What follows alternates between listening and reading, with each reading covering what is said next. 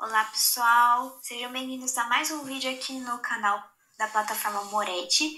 No canal são apresentados assuntos referentes à engenharia agrícola. Meu nome é Sara, eu sou estudante de agronomia aqui da Universidade Federal do Paraná e hoje trago para vocês esse vídeo referente aos medidores de fluxo de seiva.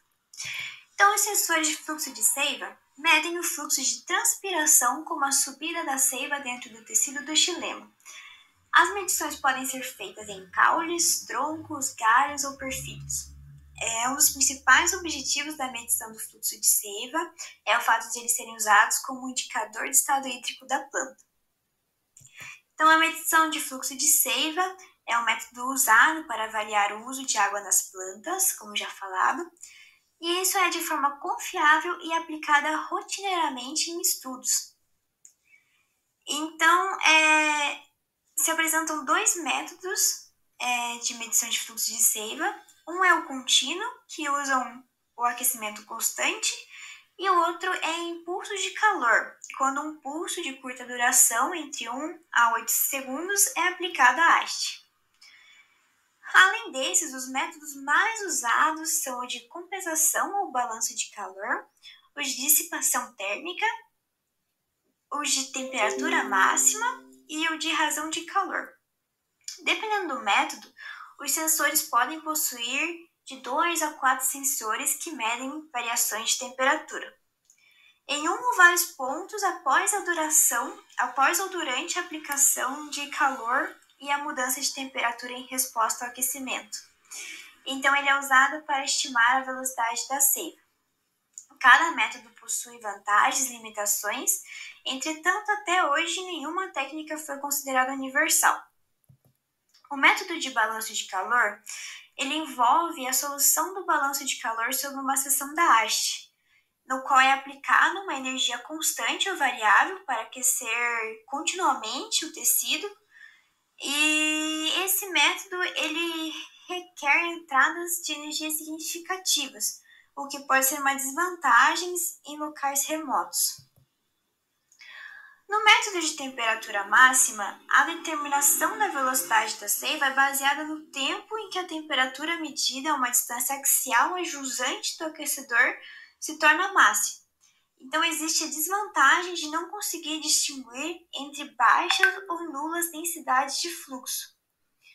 Já no método de dissipação térmica, desenvolvida por Grane, a densidade de fluxo é relacionada à dissipação de calor de uma única sonda aquecida, e é uma das metodologias mais citadas na literatura. Contudo, possui a desvantagem de necessitar de calibrações específicas para a correção de densidade de fluxo. O método de razão de calor desenvolvido por Marshall possui ali uma vantagem em relação aos outros métodos, por ser capaz de medir o fluxo reverso, baixo e nulo. Uma vantagem desse método é o requerimento de menos energia para seu funcionamento e ser a base para modificações e melhorias da metodologia de cálculo de fluxo de seiva por pulso de calor. Então, existem diversos produtos no mercado, eu trabalho fiquei nos mais utilizados. Então, o primeiro é o SG Series, é a tecnologia mais atrasada para medir o fluxo de seiva e o consumo de água pelas plantas. Os sensores não são intrusivos e não são prejudiciais. Não existe nenhuma calibração desde que o fluxo da seiva seja determinado diretamente pelo equilíbrio de energia e pelas taxas de convecção de calor pelo fluxo de seiva. Atende a todos os tipos de planta com a mesma facilidade também. O TDP é o método mais novo de medida de transpiração para grandes árvores e plantas. Ele é um dispositivo simples e daí para árvores uniformes em um dossel fechado é só necessário um sensor, e já para dosséis regulares ou com espécies misturadas, o fluxo seiva varia em torno da circunferência das grandes árvores, então necessita uma calibração para novas espécies também. O Flow 321K está há mais de 10 anos no mercado, com cientistas do mundo inteiro. Ele é um dos mais exatos e seguros do mercado, possuem um software para análise de dados eficiente e rápido e fornecem benefícios comerciais quando se tem aí para programar irrigação. O SGX é de fácil uso, melhor longevidade, confiança e precisão com aplicações comerciais da irrigação, e ele é um dos mais econômicos também. O SAP-IP é utilizado para medir o uso de água das plantas em tempo real, é um registrador de dados sem fio e sem calibração, então os dados são recolhidos e analisados através de um website para fácil monitorização e descarga de dados.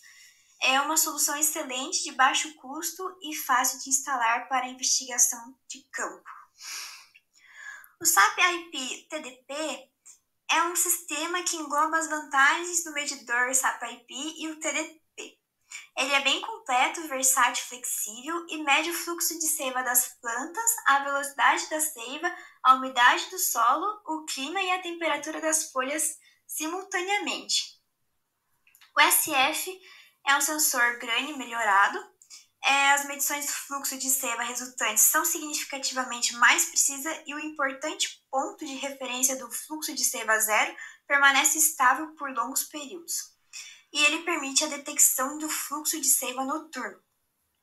Com relação aos valores do produto, variam de 370 euros a 580 euros, que dá aproximadamente 2.000 a 3.060 reais aí.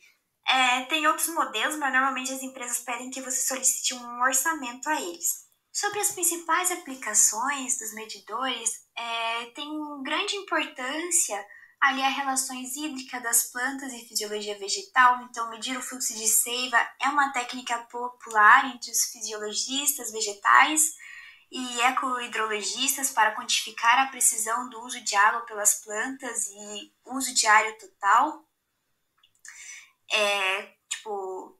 O fluxo de seiva está relacionado com outras variáveis, como a fotossíntese, condutância estomática e crescimento. É importante para a silvicultura também, aplicações no monitoramento do fluxo de seiva é comum. No caso de pomares, vinhedos, para pesquisas científicas. Na mineralização, os sensores de fluxo de seiva podem ser usados para monitorar a saúde das árvores e da vegetação nas operações de mineralização.